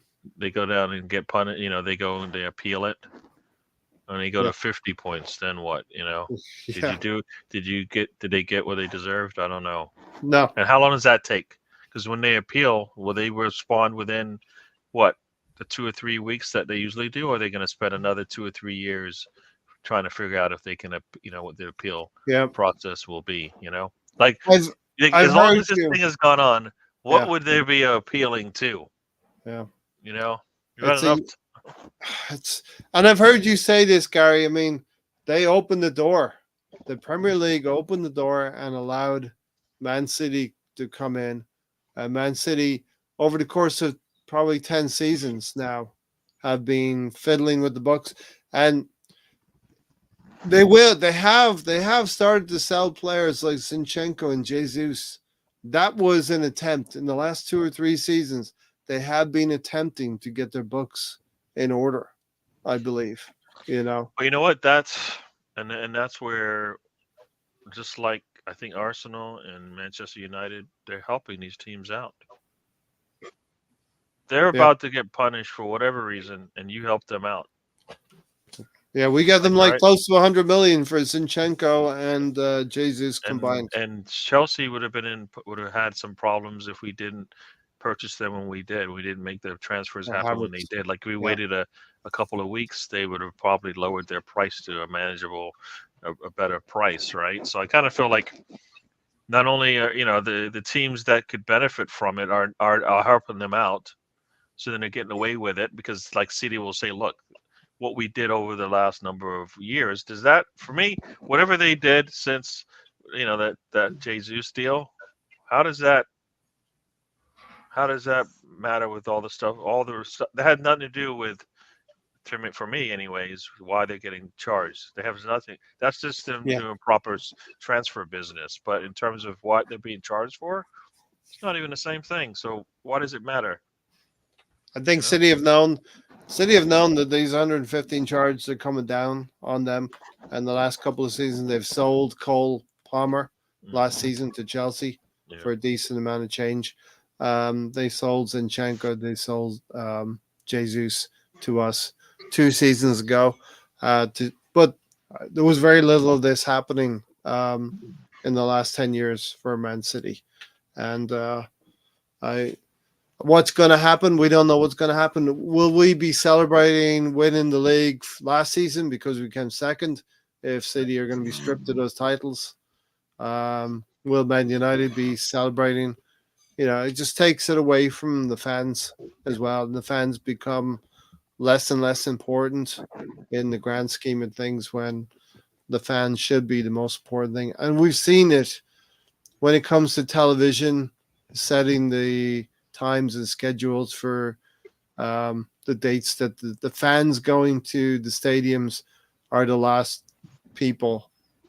group of people that get thought about in terms of we're going to Liverpool. It takes 4 hours and it's a late night game on a Wednesday, and fans have to stay over and maybe take a day off work and all that good stuff.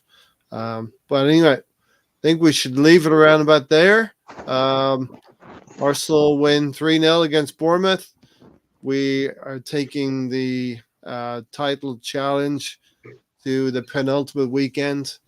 Next Sunday is Mother's Day. I don't know if there'll be a show. I am required to be elsewhere. So I might have to do something on a Saturday as well. We'll see what happens. But then we will have 2 weeks from now, the final day of the season as well. So, Lawrence, what have you got to say? Your final thoughts, and we get out of here. Final thoughts. Still top of the league. Let's keep it going. Let's hope Fulham can do us a favour next week. And let's try and keep the faith and hope that we win the league title. Yeah, listen, we have to believe, and I think the people who believe City will draw points is down to about 25% now. It was 33% when I did the recent poll. I think 1 in 4 of us Gooners believe City will slip up somewhere along the line. 3/4 of us Gooners, I believe, think City will win out. And only 3 games to go, Gary.